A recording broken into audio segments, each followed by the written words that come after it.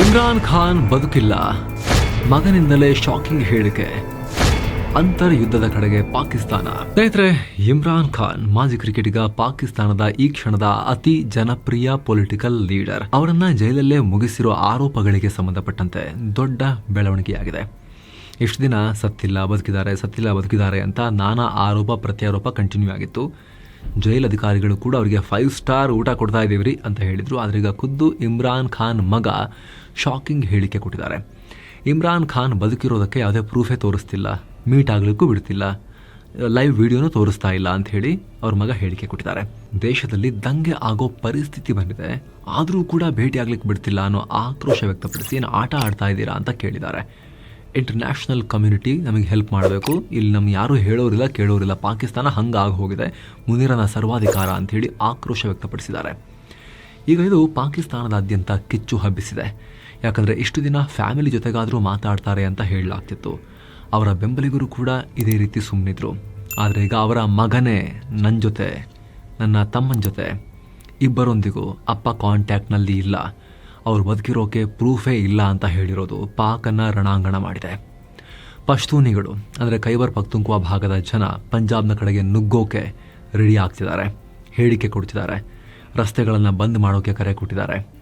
Khyber CM Sohail ಅಫ್ರಿದಿಯನ್ನು ಬೀದಿಯಲ್ಲೇ ಮುನೀರನ ಪೊಲೀಸರು ಹೊಡೆದು ಹಾಕಿದ್ದಾರೆ, ಎಳೆದಾಡಿದ್ದಾರೆ ಸಿಎಂ ಅನ್ನ. ಯಾಕಂದರೆ ಖೈಬರ್ ಪಖ್ತೂನ್ಖ್ವಾ ಇಮ್ರಾನ್ ಖಾನ್ ಅವರ ತವರು ರಾಜ್ಯ, ಅಲ್ಲಿ ಅವರ ಪಾರ್ಟಿ ಅಧಿಕಾರದಲ್ಲಿದೆ, ರಾಜ್ಯ ಸರ್ಕಾರ. ಅದರ ಮುಖ್ಯಮಂತ್ರಿಯನ್ನು ರೋಡಲ್ಲಿ ಎಳೆದಾಡಿದ್ದಾರೆ ಮುನೀರನ ಪೊಲೀಸರು. ಇಡೀ ಪಾಕಿಸ್ತಾನದಲ್ಲೀಗ ಇಮ್ರಾನ್ ಜ್ವಾಲೆಯ ಭೀತಿ ಇದೆ. ಇಮ್ರಾನ್ ಬದುಕಿದಾರಾ, ತೀರ್ಕೊಂಡಿದ್ದಾರಾ, ಇದಕ್ಕೆ ಕ್ಲಾರಿಟಿ ಬೇಕು ಅಂಥೇಳಿ ಗಲಾಟೆ ಶುರುವಾಗಿದೆ. ಆದ್ರೂ ಅವ್ರು ಬದುಕಿರೋದನ್ನು ಸಾಬೀತು ಮಾಡೋ ರೀತಿ ಅವ್ರನ್ನ ತೋರಿಸ್ತಾ ಇಲ್ಲ, ವಿಡಿಯೋ ರಿಲೀಸ್ ಮಾಡ್ತಿಲ್ಲ, ಲೇಟೆಸ್ಟ್ ಅವ್ರನ್ನ ಮೀಟ್ ಆಗೋಕ್ಕೆ ಫ್ಯಾಮಿಲಿಗೂ ಬಿಡ್ತಾ ಇಲ್ಲ, ವಕೀಲರಿಗೂ ಬಿಡ್ತಾ ಇಲ್ಲ. Munir and gang. ಪಾಕಿಸ್ತಾನ ಅತ್ಯಂತ ವಿಷಮ ಸ್ಥಿತಿಯಲ್ಲಿದೆ. ಇದ್ರ ಬಗ್ಗೆ ಡೀಟೇಲ್ ಆಗಿ ನೋಡ್ತಾ ಹೋಗೋಣ ಸ್ನೇಹಿತರೆ. ಕಡೆ ತನಕ ಮಿಸ್ ಮಾಡಿದೆ ನೋಡಿ. ಹಾಗೆ ಎಲ್ಲ ಮೆಂಬರ್ ಓನ್ಲಿ ವೀಡಿಯೋಸನ್ನು ನೀವು ಕೂಡ ನೋಡೋಕೆ ವಿಡಿಯೋ ಕೆಳಗಿರೋ ಜಾಯಿನ್ ಬಟನ್ ಮೂಲಕ ಮಸ್ತ್ ಮಗ ಪ್ರೀಮಿಯಂ ಮೆಂಬರ್ಶಿಪ್ಗೆ ಜಾಯಿನ್ ಆಗಬಹುದು. ಅಪ್ಪ ಬದುಕಿರೋದಕ್ಕೆ ಸಾಕ್ಷ್ಯ ಇಲ್ಲ, ದೊಡ್ಡ ಹೇಳಿಕೆ ಕೊಟ್ಟ ಇಮ್ರಾನ್ ಮಗ. 2-3 ದಿನಗಳಿಂದ ಪಾಕಿಸ್ತಾನದಲ್ಲಿ ಇಮ್ರಾನ್ ಖಾನ್ ಕೊಲೆ ಮಾಡಿರೋ ಸುದ್ದಿ ಬರ್ತಾ ಇತ್ತು. ನೀವು ಕೂಡ ನೋಡ್ತಾನೆ ಇದ್ದೀರಿ. ಇಮ್ರಾನ್ ಖಾನ್ ಕೊಂದು ಬಿಟ್ಟಿದ್ದಾರೆ, ಮುನೀರ ಒಳಗಡೆ ಮುಗಿಸ್ಬಿಟ್ಟಿದ್ದಾನೆ ಅನ್ನೋ ಸುದ್ದಿ ಬಂತು. ದೇಹವನ್ನು ಕೂಡ ಹೊರಗೆ ಸಾಗಿಸಿದ್ದಾರೆ ಅಡಿಯಾಲ ಜೈಲಿನಿಂದ ಅಂತ. ಅಫ್ಘಾನ್ ಮಾಧ್ಯಮಗಳಂತೂ ಇಮ್ರಾನ್ ಖಾನ್ ಸತ್ತಿರೋ ಬಗ್ಗೆ ನಮಗೆ ಕ್ರೆಡಿಬಲ್ ಇನ್ಫಾರ್ಮೇಷನ್ ಬಂದಿದೆ, ಸೋರ್ಸಸ್ ಕನ್ಫರ್ಮ್ ಮಾಡಿದ್ದಾರೆ ಅಂತ ಹಾಕೊಂಡಿದ್ದಾರೆ. ಹಾಗೆ ನೋಡಿದ್ರೆ ಕಳೆದ 1 ತಿಂಗಳಿಂದಲೂ ಈ ರೀತಿ ಸುದ್ದಿ ಬರ್ತಾನೆ ಇತ್ತು. ಮೊದಲು ಇಮ್ರಾನ್ ಖಾನ್ ಆರೋಗ್ಯದಲ್ಲಿ ಏರುಪೇರಾಗಿದೆ ಅಂತ ಬಂತು, ಅದಾದಮೇಲೆ ಜೈಲಲ್ಲಿ ಮಾನಸಿಕ ಕಿರುಕುಳ ಅಂತ ಬಂತು, ಸರಿಯಾಗಿ ಊಟ ಕೊಡ್ತಿಲ್ಲ ಅಂತ ಬಂತು. ಆಮೇಲೆ ಇಮ್ರಾನ್ ಖಾನ್ರನ್ನ ಉಗ್ರಗಾಮಿಗಳನ್ನು ಇಟ್ಟಿರೋ ಸೆಲ್ನಲ್ಲಿ ಇಟ್ಟಿದ್ದಾರೆ, ಸರಿಯಾಗಿ ಟ್ರೀಟ್ ಮಾಡ್ತಿಲ್ಲ, ಮಾಜಿ ಪ್ರಧಾನಿಯನ್ನು, ವರ್ಲ್ಡ್ ಕಪ್ ಗೆದ್ಕೊಟ್ಟ ಕ್ಯಾಪ್ಟನನ್ನು, ಅವ್ರಿಗೆ ಏನಾಗಿದೆ ಅಂತ ಗೊತ್ತಿಲ್ಲ ಅನ್ನೋ ಸುದ್ದಿ ಬಂತು. ಆಮೇಲೆ ಕರೆಂಟೇ ಇಲ್ಲ, ಕತ್ಲೆ ಕೋಣಲ್ಲಿ ಹಾಕಿ ಮುಚ್ಚಿಟ್ಟಿದ್ದಾರೆ ಅಂತ ಹೇಳಿ ಬಂತು. ಆದರೆ ಈಗ ಅವರು ಬದುಕೇ ಇಲ್ಲ, ಅವ್ರನ್ನ ಮೀಟ್ ಆಗಲಿಕ್ಕೆ ತಿಂಗಳಂಗಟ್ಲೆ ಬಿಟ್ಟಿಲ್ಲ, ಅಂದರೆ ಫ್ಯಾಮಿಲಿಗೂ ಬಿಟ್ಟಿಲ್ಲ, ವಕೀಲರಿಗೂ ಬಿಟ್ಟಿಲ್ಲ ಅಂತ ಹೇಳಿದ್ರೆ, ಅವ್ರನ್ನ ಪಬ್ಲಿಕ್ಲಿ ತೋರಿಸಲೇ ಇಲ್ಲ ಅಂತ ಹೇಳಿದ್ರೆ ಏನರ್ಥ? ನಮಗೆ ಸಾಕ್ಷಿ ಕೊಡಿ ಅವ್ರು ಬದುಕಿರೋದಕ್ಕೆ ಅಂತ ಹೇಳಿ ಇಮ್ರಾನ್ ಖಾನ್ರ 26 ವರ್ಷದ ಮಗ ಕಾಸಿಂ ಖಾನ್ ಹೇಳಿಕೆ ಕೊಟ್ಟಿದ್ದಾರೆ. ಉರ್ದುನಲ್ಲಿ ಪೋಸ್ಟ್ ಹಾಕಿದ್ದಾರೆ ಕಾಸಿಂ ಖಾನ್. ನನ್ನ ತಂದೆ ಅರೆಸ್ಟ್ ಆಗಿ 845 ದಿನ ಆಯಿತು, ಕಳೆದ 6 ವಾರಗಳಿಂದ ಸಾವಿನ ಕೋಣೆಯಲ್ಲಿ ಅವ್ರನ್ನ ಏಕಾಂಗಿಯಾಗಿ ಇಟ್ಟಿದ್ದಾರೆ, ಅವರ ಅಕ್ಕಂದಿರಿಗೂ ನೋಡೋಕೆ ಅವಕಾಶ ಕೊಟ್ಟಿಲ್ಲ, ಹೋದರೆ ಮನ ಬಂದಂತೆ ಹೊಡೆದು ಕಳಿಸ್ತಾ ಇದ್ದಾರೆ ಅಂತ ಹೇಳಿದ್ದಾರೆ. ಅಲ್ಲದೆ ಅಪ್ಪನೊಂದಿಗೆ ಒಂದು ಫೋನ್ ಇಲ್ಲ, ಮೆಸೇಜ್ ಇಲ್ಲ, ಮೀಟಿಂಗ್ ಇಲ್ಲ, ಒಳಗೆ ಏನಾಗಿದೆ ಅಂತಲೂ ಗೊತ್ತಿಲ್ಲ. ನಾನು ನನ್ನ ಬ್ರದರ್ ಇಬ್ಬರಿಗೂ ಅವರೊಂದಿಗೆ ಮಾತನಾಡೋಕ್ಕೆ ಸಾಧ್ಯ ಆಗಿಲ್ಲ. ದಯವಿಟ್ಟು ಇಂಟರ್ನ್ಯಾಷನಲ್ ಕಮ್ಯುನಿಟಿ, ಮಾನವ ಹಕ್ಕುಗಳ ಸಂಸ್ಥೆಗಳ ಬಗ್ಗೆ ಗಮನ ಹರಿಸಿ, ನನ್ನ ತಂದೆ ಏನಾಗಿದ್ದಾರೆ ಅಂತ ನಮಗೆ ಹೇಳಿ, ಅವರಿಗೆ ಜೀವ ಇದೆಯೋ ಇಲ್ವಾ ಅದನ್ನಾರು ಕನ್ಫರ್ಮ್ ಮಾಡಿ ಅಂತ ಹೇಳಿ ಗೋಗರೆದಿದ್ದಾರೆ. ಇಮ್ರಾನ್ ಖಾನ್ರ ಮಗ, ಇಮ್ರಾನ್ ಖಾನ್ರ ಸಹೋದರಿ ನೂರೇನ್ ನಿಯಾಜಿ ಮಾತಾಡಿ, ನನಗೆ ನಮ್ಮ ಅಣ್ಣನನ್ನು ಒಂದು ಸಲ ಆದರೂ ತೋರಿಸಿ, ಅವರ ಪರಿಸ್ಥಿತಿ ಹೇಗಿದೆ ಅಂತ ನಾನು ನೋಡಬೇಕು ಅಂತ ಕಣ್ಣೀರು ಹಾಕಿದ್ದಾರೆ. ಅಷ್ಟೇ ಅಲ್ಲ, ಯಾವ ಮಟ್ಟಿಗೆ ಹಾಳಾಗಿದೆ ಅಂದರೆ ಇಮ್ರಾನ್ ಖಾನ್ ಪಾರ್ಟಿಯ ನಾಯಕರು ಬೀದಿಗಿಳಿದು ಗಲಾಟೆ ಮಾಡಿದ್ದಾರೆ. ಖೈಬರ್ ಪಖ್ತೂನ್ಖ್ವಾ ಭಾಗದ ಸಿಎಂ ಸೊಹೈಲ್ ಅಫ್ರಿದಿ ರಾವಲ್ಪಿಂಡಿಗೆ ಬಂದು ಇಮ್ರಾನ್ ಖಾನ್ರನ್ನ ಇಟ್ಟಿದ್ದ ಜೈಲಿನ ಮುಂದೆ ಸುಮಾರು 16 ಗಂಟೆ ಪ್ರತಿಭಟನೆ ಮಾಡಿದ್ದಾರೆ. ಸ್ಟ್ರೈಕ್ ಮಾಡೋ ವೇಳೆ ಪೊಲೀಸರು ಮತ್ತು ಪ್ರತಿಭಟನಾಕಾರರ ನಡುವೆ ಘರ್ಷಣೆಯಾಗಿದೆ. ಮುಖ್ಯಮಂತ್ರಿಗಳ ಮೇಲೆ ಪೊಲೀಸರು ಹಲ್ಲೆ ಮಾಡಿದ್ದಾರೆ. 4-6 ಜನ ಸೇರಿಕೊಂಡು ಎಳ್ಕೊಂಡು ಹೋಗಿದ್ದಾರೆ. ಆಮೇಲೆ ಇವ್ರನ್ನ ರಾವಲ್ಪಿಂಡಿಯಿಂದ ಹೊರಗೆ ಕಳಿಸಿ ಆಚೆಗೆ ದಬ್ಬಿದ್ದಾರೆ.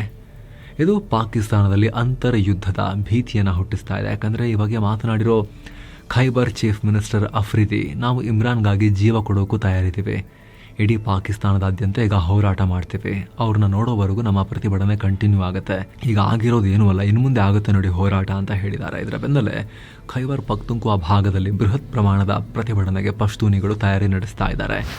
ಹಾಗಿದ್ರೆ ಇಮ್ರಾನ್ ಖಾನ್ ಬದುಕಿಲ್ವಾ? ಸ್ನೇಹಿತರೆ, ಪಾಕಿಸ್ತಾನ ಸರ್ಕಾರ ಮತ್ತು ಜೈಲಿನ ಆಡಳಿತ ಇಮ್ರಾನ್ಗೆ ಏನೂ ಆಗಿಲ್ಲ, ಒಳಗಡೆ ಒಳ್ಳೆ ಊಟ ಕೊಟ್ಟು ಗಡ್ದಾಗಿಟ್ಟಿದ್ದೀವಿ ಅಂತ ಹೇಳ್ತಿದ್ದಾರೆ. ಸುಮ್ಮನೆ ಡ್ರಾಮಾ ಇದು ಅಂತಿದ್ದಾರೆ. ಆದರೆ ಅದಕ್ಕೆ ಬೇಕಾಗಿರೋ ಸಾಕ್ಷ್ಯವನ್ನು ಕೊಡ್ತಾ ಇಲ್ಲ, ಯಾವುದೇ ಪ್ರೂಫ್ ಇಲ್ಲ. ಇಷ್ಟು ದಿನ ಅವರ ನಾಯಕರಿಗೆ, ಅವ್ರ ಪಾರ್ಟಿಯವರಿಗೆ, ಅವರ ಕುಟುಂಬಸ್ಥರಿಗೆ ಮೀಟ್ ಮಾಡೋಕ್ಕೆ ಅವಕಾಶ ಕೊಡ್ತಾಯಿದ್ರು. ಅಲ್ಲಿ ತನಕ ಎಲ್ಲವೂ ಸರಿಯಾಗಿತ್ತು. 6 ವಾರಗಳಿಂದ ಇಮ್ರಾನ್ ಖಾನ್ ಮುಖ ಯಾರೂ ನೋಡಿಲ್ಲ. ಜಸ್ಟ್ ಫೇಸ್ ನೋಡ್ಕೊಂಡು ಹೋಗ್ತೀವಿ, ಮಾತಾಡೋಕ್ಕೆ ಬಿಟ್ಟಿಲ್ಲ ಅಂದರೂ ಪರವಾಗಿಲ್ಲ, ನೋಡ್ಕೊಂಡು ಹೋಗ್ತೀವಿ ಅಂದರೂ ಕೂಡ ಬಿಡ್ತಾ ಇಲ್ಲ. ಜೈಲ್ ರೂಲ್ಸ್ ಪ್ರಕಾರ ಅವರ ಕುಟುಂಬಸ್ಥರಿಗೆ ಅವರನ್ನು ನೋಡೋಕ್ಕೆ ಅವಕಾಶ ಕೊಡಬೇಕು, ಅದು ಫಾಲೋ ಆಗ್ತಿಲ್ಲ 6 ವಾರಗಳಿಂದ ಅಂತ ಮಗ ಹೇಳಿದ್ದಾರೆ. ಎಷ್ಟು ದಿನ ಇಮ್ರಾನ್ ಖಾನ್ಗೆ ಫೋನ್ ಯೂಸ್ ಮಾಡೋಕ್ಕೂ ಅವಕಾಶ ಕೊಟ್ಟಿದ್ರು. ಮುನೀರ್ನನ್ನು ಬಾಯಿಗೆ ಬಂದಂಗೆ ಬೈತಾ ಇದ್ರು, ಅದನ್ನು ತಗೊಂಡಿರಲಿಲ್ಲ ಅವರ ಬೆಂಬಲಿಗರ ಭಯಕ್ಕೆ. ಇದರ ಅನುಕೂಲ ಪಡ್ಕೊಂಡು ಇಮ್ರಾನ್ ಖಾನ್ ಜೈಲಿಂದಲೇ ಪೋಸ್ಟ್ಗಳ ಬಾಂಬನ್ನು ಸಿಡಿಸ್ತಾ ಇದ್ರು. ಆದ್ರೀಗ ಪೋಸ್ಟ್ಗಳು ಕಾಣಿಸ್ತಾ ಇಲ್ಲ. ಈ ವಿಚಾರವಾಗಿ 4-5 ದಿನಗಳ ಹಿಂದೆ ಇಮ್ರಾನ್ ಪರ ವಕೀಲರು ಕೋರ್ಟ್ಗೆ ಅರ್ಜಿ ಹಾಕಿದ್ರು. ಆದರೆ ಜೈಲಿನ ಆಡಳಿತ ಮತ್ತು ಸರ್ಕಾರದ ಪರ ವಕೀಲರು ಕೊಟ್ಟ ಉತ್ತರ ಇನ್ನಷ್ಟು ಅನುಮಾನಗಳನ್ನು ಹುಟ್ಟುಹಾಕಿದೆ. ಅವರ ಎಕ್ಸ್ ಅಕೌಂಟ್ ಯೂಸ್ ಮಾಡೋಕ್ಕೂ ಇಂಟರ್ನೆಟ್ ಇಲ್ಲ, ಮೊಬೈಲ್ ಜಾಮ್ ಆಗಿದೆ, ಜಾಮರ್ ಹಾಕ್ಬಿಟ್ಟಿದ್ದೀವಿ ಅಂತ ಉತ್ತರ ಕೊಟ್ಟಿದ್ದಾರೆ. ಹಾಗಿದ್ರೆ ಎಷ್ಟು ದಿನ ಜಾಮರ್ ಇರಲಿಲ್ವಾ? ಅಡಿಯಾಲದಂತಹ ನಟೋರಿಯಸ್ ಜೈಲಿನಲ್ಲಿ 1 ತಿಂಗಳ ಹಿಂದೆ ಜಾಮರ್ ಬಂತ ಅನ್ನೋ ಪ್ರಶ್ನೆಗಳನ್ನು ಕೇಳ್ತಿದ್ದಾರೆ.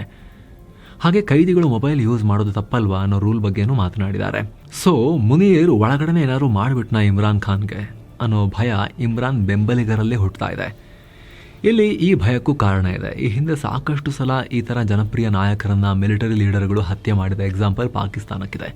ಈ ಹಿಂದೆ ಜಿಯಾ ಉಲ್ ಹಕ್, ಆವತ್ತಿನ ಜನಪ್ರಿಯ ನಾಯಕ, ಪ್ರಧಾನಿನೇ ಆಗಿದ್ದ ಜುಲ್ಫಿಕರ್ ಅಲಿ ಭುಟ್ಟೋವನ್ನು ಬದಿಗೆ ಸರಿಸಿ ಕೆಳಗಿಳಿಸಿ ಜೈಲಿಗೆ ಹಾಕಿ ಭ್ರಷ್ಟಾಚಾರ ಆರೋಪ ಹೊರಿಸಿ ಜೈಲಲ್ಲಿ ನೇತೆ ಹಾಕಿಬಿಟ್ಟಿದ್ದ, ಗಲ್ಲಿಗೆ ಹಾಕಿಬಿಟ್ಟಿದ್ದ ಪಾಪ್ಯುಲರ್ ಪ್ರೈಮ್ ಮಿನಿಸ್ಟರ್ ಆಗಿದ್ದ ವ್ಯಕ್ತಿಯನ್ನು. ಅದಾದಮೇಲೆ ಸೇನಾ ಆಡಳಿತ ಶುರು ಮಾಡಿದ್ದ ಇವನೇ ಅಧಿಕಾರ ಕೈಗೆ ತೊಗೊಂಡು. ಆತನಿಗೆ ಅಮೆರಿಕದ ಬೆಂಬಲ ಇತ್ತು. ಸೊ ಈಗಲೂ ಕೂಡ ಹೆಚ್ಚು ಕಮ್ಮಿ ಅದೇ ವಾತಾವರಣ ಇದೆ. ಮೈಕ್ ಮೊರ್ಕಾ ಶಹಬಾಜ್ ಕೈಲಿ ಏನೂ ಆಗಲ್ಲ ಅಂತ ಗೊತ್ತಾದ ಮೇಲೆ ಮುನೀರ್ 3 ಸೇನೆಗಳ ಮುಖ್ಯಸ್ಥನಾಗಿ ಅಧಿಕಾರವನ್ನು ಹಿಡ್ಕೊಂಡಿದ್ದಾನೆ. ಮುನೀರಂಗೆ ಅಮೆರಿಕದ ಸಪೋರ್ಟ್ ಇದೆ, ಟ್ರಂಪ್ ಮುದ್ದು ಮಾಡ್ತಾರೆ. ಮುನೀರ್ ಮೂಲಕ ಇಡೀ ಪಾಕಿಸ್ತಾನವನ್ನು ಕಂಟ್ರೋಲ್ ಮಾಡೋದು ಈಸಿ. ಡೆಮೋಕ್ರಸಿ ಇದ್ರೆ ಕಷ್ಟ, ಡಿಕ್ಟೇಟರ್ಗಳಿದ್ರೆ ಈಸಿ, ಅವ್ರಿಗೊಂದು ಫೋನ್ ಮಾಡಿದ್ರೆ ಎಲ್ಲ ನೋಡ್ಕೊತಾರೆ, ದಂಡಂ ದಶಗುಣಂ ಮಾಡಿ ಅಂಥೇಳಿ ಅಮೆರಿಕ ಮುನೀರ್ನನ್ನು ಸಾಕ್ತಾ ಇದೆ. ಆದರೆ ಅದಾಗಬೇಕು ಅಂತ ಹೇಳಿದ್ರೆ ಒಳಗಿರೋ ದೊಡ್ಡ ಚಾಲೆಂಜ್ ಅಂದರೆ ಇಮ್ರಾನ್ ಖಾನ್ ಮಾತ್ರ ಉಳ್ಕೊಂಡಿರೋ ಏಕೈಕ ಚಾಲೆಂಜ್. ಹೀಗಾಗಿ ಇರೋ ಒಬ್ಬ ಶತ್ರುವನ್ನು ಮುಗಿಸಿಬಿಟ್ರೆ ಇಡೀ ಪಾಕಿಸ್ತಾನವನ್ನು ಸಾಯೋ ತನಕ ರೂಲ್ ಮಾಡ್ತೀನಿ ಅಂತ ಮುನೀರ್ ಹೊರಟಿದ್ದಾನೆ. ಅಂದಹಾಗೆ ಇಲ್ಲಿ ಈ ಮುನೀರ್ಗೂ ಇಮ್ರಾನ್ ಖಾನ್ಗೂ ಇರೋ ಸೇಡಿನ ಬಗ್ಗೆ ಕೂಡ ನಮಗೆ ಹೇಳಬೇಕು. ಈ ಇಮ್ರಾನ್ಗೂ ಮುನೀರ್ಗೂ ಮೊದಲಿಂದಲೂ ಬಹಳ ದೊಡ್ಡ ದ್ವೇಷ ಇರಲಿಲ್ಲ. ಆದರೆ 2019ರಲ್ಲಿ ನಡೆದ ಘಟನೆ ಇಬ್ಬರಿಗೊಂದು ಪ್ರಾಬ್ಲಮ್ ತಂದು ಹಾಕ್ತು. ಅಷ್ಟೊತ್ತಿಗೆ ಸೇನೆಗಿಂತ ಇಮ್ರಾನ್ ಖಾನ್ ಸ್ಟ್ರಾಂಗ್ ಅಂತ ಅನಿಸ್ಕೊಳ್ಳೋಕೆ ಶುರು ಮಾಡಿದರು. ಸೇನೆಯ ಸಪೋರ್ಟ್ನಿಂದಲೇ ಅಧಿಕಾರಕ್ಕೆ ಬಂದಿದ್ರು ಕೂಡ ಪಾಪ್ಯುಲಾರಿಟಿ ಜಾಸ್ತಿ ಆಗ್ತಾ ಹೋಗ್ತಾ ಇತ್ತು ಇಮ್ರಾನ್ ಖಾನ್ದು. ಸ್ವಂತ ಯೋಗ್ಯತೆಯ PM ಅಂತ ಹೇಳಿ ಡಿಸಿಷನ್ಗಳನ್ನು ತಗೊಳ್ಳೋಕೆ ಶುರು ಮಾಡಿದ್ರು ಅವರು ಇಂಡಿಪೆಂಡೆಂಟ್ ಆಗಿ. ಭಾರತದೊಂದಿಗೂ ಸಂಬಂಧ ವೃದ್ಧಿ ಮಾಡ್ಕೊಳ್ಳೋದ್ರ ಬಗ್ಗೆ ಓಪನ್ ಆಗಿ ಮಾತನಾಡಿದ್ರು. ಇದು ಅಂದಿನ ಪಾಕ್ ಸೇನೆಗೆ ಆಗಲಿಲ್ಲ. ಖಮರ್ ಜಾವೇದ್ ಬಾಜ್ವಾಗೆ ಇಷ್ಟ ಆಗಲಿಲ್ಲ, ಅಂದಿನ ಚೀಫ್ ಆಗಿದ್ದವ್ರಿಗೆ. ಇದರ ಪರಿಣಾಮ ಮುನೀರ್ಗೂ ಇಮ್ರಾನ್ಗೂ ಕಂದಕ ಉಂಟಾಯಿತು. ಅಷ್ಟೊತ್ತಿಗೆ ಮುನೀರ್ ISIನ DG ಆಗಿದ್ದ. ISI ಅಂದರೆ ಗೊತ್ತಲ್ವಾ, ಪಾಕಿಸ್ತಾನದ ರಣಹೇಡಿ ಗುಪ್ತಚರ ಸಂಸ್ಥೆ. ಅದರಲ್ಲಿ ಮುನೀರ್ ಕೂತಿದ್ದ. ಭಾರತ ಪಾಕ್ ಸಂಬಂಧ ಸರಿ ಹೋಗೋದು ಸೇನೆ ಮತ್ತು ISI ಇಬ್ಬರಿಗೂ ಇಷ್ಟ ಇರಲಿಲ್ಲ. ಹೀಗಾಗಿ ಮುನೀರ್ ಪುಲ್ವಾಮಾದಲ್ಲಿ ದಾಳಿ ಮಾಡಿಸಿ ಭಾರತ ಹಾಗೂ ಪಾಕಿಸ್ತಾನ ನಡುವೆ ಯುದ್ಧದ ವಾತಾವರಣ ನಿರ್ಮಾಣ ಮಾಡ್ದ. ಅದಾದಮೇಲೆ ಭಾರತ ಬಾಲಾಕೋಟ್ ಏರ್ ಸ್ಟ್ರೈಕ್ ಮಾಡ್ತು. ಇದರಿಂದ ಸೇನೆ ಪಾಕ್ ಒಳಗೆ ನಾವೇ ಗೆದ್ವಿ ಅನ್ನೋ ಸುಳ್ಳು ಹೇಳ್ತು. ಮತ್ತು ಇಮ್ರಾನ್ ಖಾನ್ ಜನಪ್ರಿಯತೆ ಡೌನ್ ಆಯಿತು. ಆಗ ಆ ಟೈಮ್ನಲ್ಲಿ ಇಮ್ರಾನ್ ಖಾನ್ ಅವರ ಪತ್ನಿ ಬುಷ್ರಾ ಬೀಬಿ ಮತ್ತು ಅವರ ಕ್ಲೋಸ್ ಸರ್ಕಲ್ ಮೇಲೆ ಭ್ರಷ್ಟಾಚಾರದ ಆರೋಪಗಳನ್ನು ಸೇನೆ ಹರಿಬಿಡುತ್ತೆ. ಬುಷ್ರಾ ಬೀಬಿ ಸ್ಟೇಟ್ ಅಫೇರ್ಸ್ ಮತ್ತು ಅಪಾಯಿಂಟ್ಮೆಂಟ್ಸಲ್ಲಿ ಹಸ್ತಕ್ಷೇಪ ಮಾಡ್ತಿದ್ದಾರೆ ಅನ್ನೋ ಆರೋಪ ಮಾಡಲಾಗುತ್ತೆ. ಆಮೇಲೆ ಅದರ ತನಿಖೆಯನ್ನು ಕೂಡ ನಡೆಸ್ತೀವಿ ಅಂಥೇಳಿ ಈ ಮುನೀರಾ ಆ್ಯಂಡ್ ಗ್ಯಾಂಗ್ ಇಮ್ರಾನ್ ಮೇಲೆ ಪ್ರೆಷರ್ ಹಾಕುತ್ತೆ. ಬಳಿಕ ವಿಚಾರವನ್ನು ಆಗಿನ ಪ್ರಧಾನಿ ಇಮ್ರಾನ್ ಖಾನ್ರ ಮುಂದೆ ಪ್ರಸ್ತಾಪ ಮಾಡ್ತಾರೆ. ನಿಮ್ಮ ಹೆಂಡತಿ ಮೇಲೆ ಕೇಸ್ ಹಾಕೋಣ ಅಂಥೇಳಿ ಇಮ್ರಾನ್ ಖಾನ್ ರೊಚ್ಚಿಗೆ ಹೇಳ್ತಾರೆ. ಪೆನ್ ತಗೊಂಡು ಸೈನ್ ಮೂಲಕ, ಸಿಗ್ನೇಚರ್ ಮೂಲಕ ಜಾಡಿಸಿ ಓದಿಬಿಟ್ಟು ಈ ಮುನೀರ್ನನ್ನು ISI ಚೀಫ್ ಹುದ್ದೆಯಿಂದಲೇ ಹೊರಗೆ ಹಾಕ್ತಾರೆ ಇಮ್ರಾನ್ ಖಾನ್. ಆ ರೀತಿ ಮಾಡೋ ಧೈರ್ಯವನ್ನು ಯಾರೂ ಮಾಡಲ್ಲ ಪಾಕಿಸ್ತಾನದಲ್ಲಿ ಸಾಮಾನ್ಯವಾಗಿ. ಅವ್ರ ಸುದ್ದಿಗೆ ಹೋಗಲ್ಲ PMಗಳು. ಅವ್ರು ಹೇಳ್ದಂಗೆ ಇವ್ರು ಕೇಳ್ತಾರೆ. ಬಟ್ ಇವರು ಅಧಿಕಾರವನ್ನು ಚಲಾಯಿಸ್ಬಿಡ್ತಾರೆ. 2018ರ 25 ಅಕ್ಟೋಬರ್ ಮುನೀರ್ನನ್ನು ISI DG ಆಗಿ ನೇಮಕ ಮಾಡಲಾಗಿತ್ತು. 8 ತಿಂಗಳಲ್ಲಿ 16 ಜೂನ್ 2019ರಲ್ಲಿ ಕಿತ್ತು ಬಿಸಾಕ್ತಾರೆ ಇಮ್ರಾನ್ ಖಾನ್. ಮುನೀರನ್ನು ISI DGಯಿಂದ ಪಾಕ್ ಆರ್ಮಿಯ ಕೋರ್ ಕಮಾಂಡರ್ ಆಗಿ ವರ್ಗಾವಣೆ ಮಾಡಲಾಗುತ್ತೆ. ಇದು ಹಾಲಿ ಫೀಲ್ಡ್ ಮಾರ್ಷಲ್ಗೆ ಉರಿಯೋಕೆ ಶುರುವಾಗುತ್ತೆ. ಈ ಘಟನೆ ನಂತರ ಇಮ್ರಾನ್ ಖಾನ್ ಮತ್ತು ಮುನೀರ್ ನಡುವಿನ ದ್ವೇಷ ತುಂಬಾ ಜಾಸ್ತಿ ಆಗುತ್ತೆ. ಆದರೆ ಇದು ಒಳಗೊಳಗೆ ಎದ್ದಿದ್ದು ಬೀದಿಗೆ ಬಂದಿದ್ದು ಮಾತ್ರ 2022 ನಂತರ. ಏಪ್ರಿಲ್ 2022ರಲ್ಲಿ ಪಾಕ್ ಸಂಸತ್ನಲ್ಲಿ ಅವಿಶ್ವಾಸ ನಿರ್ಣಯದ ಮೂಲಕ ಖಾನ್ ಸರ್ಕಾರವನ್ನು ಉರುಳಿಸಿ ಅಧಿಕಾರವನ್ನ ಸೇನೆ ಮತ್ತೆ ಕಂಟ್ರೋಲಿಗೆ ತಗೊಳ್ಳೋಕೆ ಮುಂದಾಗುತ್ತೆ. ಅಷ್ಟೊತ್ತಿಗೆ ISI ಮೇಲೆ ಮುನೀರ ಕೂಡ ಪ್ರಭಾವ ಹೊಂದಿರ್ತಾನೆ. ಜೊತೆಗೆ ಮುನೀರ್ ವಿರೋಧ ಪಕ್ಷಗಳೊಂದಿಗೆ PPP ಮತ್ತು PMLN ಅವರೊಂದಿಗೆ ಸಂಬಂಧ ಚೆನ್ನಾಗಿ ಇಟ್ಕೊಂಡಿರ್ತಾನೆ ಇಬ್ಬರೊಟ್ಟಿಗೂ ಕೂಡ. ಇದರ ಪರಿಣಾಮ ಅವರಿಬ್ಬರಿಗೂ ಕೂಡ ಬದ್ಧ ವೈರಿಗಳಿಗೆ ಒಪ್ಪಂದ ಮಾಡಿಸಿ ಇಮ್ರಾನ್ ಸರ್ಕಾರವನ್ನು ಕೆಡವಿ ಅವರಿಬ್ಬರ ಬದ್ಧ ವೈರಿಗಳನ್ನು ಜೋಡಿಸಿ ಸರ್ಕಾರವನ್ನು ಮಾಡಿಸ್ತಾನೆ. ಅದಾದ್ಮೇಲೆ ಇಂಡೈರೆಕ್ಟ್ ಆಗಿ ಇಡೀ ಪಾಕಿಸ್ತಾನ ಮುನೀರನ ಕಂಟ್ರೋಲಿಗೆ ಬರುತ್ತೆ.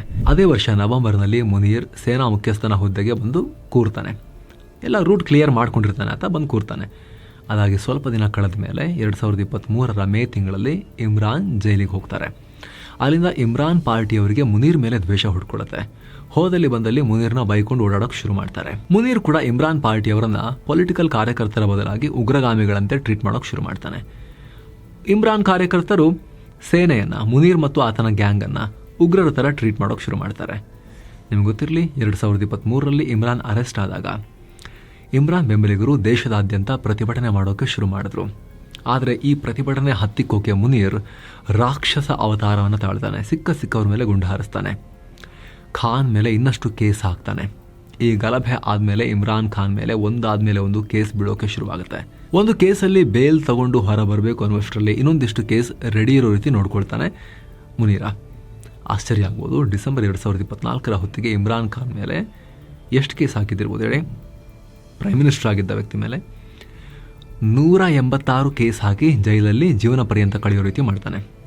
ಪಾಕಿಸ್ತಾನದಲ್ಲಿ ಅತಿ ಹೆಚ್ಚು ಕೇಸ್ ಎದುರಿಸ್ತಿರೋ ಖ್ಯಾತಿಯನ್ನು ಇಮ್ರಾನ್ ಖಾನ್ ಕೊಡ್ತಾನೆ. ನಟೋರಿಯಸ್ ಕಳ್ಳರಿಗಿಂತ, ರೌಡಿಗಳಿಗಿಂತ, ಉಗ್ರರಿಗಿಂತ ಹೆಚ್ಚು. ಈಗ 2030 ತನಕ ಮುನೀರ್ ಅಧಿಕಾರ ನಡೆಸಬೇಕು. ಇಮ್ರಾನ್ ಹೊರಗೆ ಬಿಟ್ಟರೆ ಈತನನ್ನ ಸರ್ವಾಧಿಕಾರಿಯಾಗಿ ಮೆರೆಯಕ್ಕೆ ಈಸಿಯಾಗಿ ಆಗಲ್ಲ. ಹೀಗಾಗಿ ಒಳಗೆ ಕೊಂದಿರಬಹುದಾ ಅನ್ನೋ ಅನುಮಾನವನ್ನು ವ್ಯಕ್ತಪಡಿಸಲಾಗ್ತಿದೆ. ಅದಕ್ಕೆ ತಕ್ಕಂತೆ ಖುದ್ದು ಇಮ್ರಾನ್ ಮಗ ನಮ್ಮ ಅಪ್ಪ ಬದುಕಿರೋದಕ್ಕೆ ಸಾಕ್ಷ್ಯ ಕೊಡಿ ಅಂತ ಕೇಳೋ ಪರಿಸ್ಥಿತಿ ಪಾಕಿಸ್ತಾನದಲ್ಲಿ ನಿರ್ಮಾಣ ಆಗಿದೆ. ಇದಕ್ಕೆ ಸಂಬಂಧಪಟ್ಟಂತೆ ಏನೇ ಅಪ್ಡೇಟ್ಸ್ ಬಂದರೂ ಕೂಡ ನಿಮಗೆ ತಲುಪಿಸ್ತಾ ಹೋಗುವಂಥ ಪ್ರಯತ್ನವನ್ನು ನಾವು ಮಾಡ್ತೀವಿ ಸ್ನೇಹಿತರೆ. Thank you so much. Subscribe ಮಾಡಿದಿರೋ ದಯವಿಟ್ಟು ಸಬ್ಸ್ಕ್ರೈಬ್ ಮಾಡಿ. ಹಾಗೆ ಆಗಲೇ ಹೇಳಿದ ಮಸ್ತ್ ಪ್ರೀಮಿಯಂ ಮೆಂಬರ್ಶಿಪ್ಪನ್ನು ಆಸಕ್ತರು ವಿಡಿಯೋ ಕೆಳಗಿರೋ ಜಾಯಿನ್ ಬಟನ್ ಮೂಲಕ ಜಾಯಿನ್ ಆಗಬಹುದು. ಮತ್ತೆ ಭೇಟಿ ಆಗ್ತಿರೋಣ. ನಮಸ್ತೆ.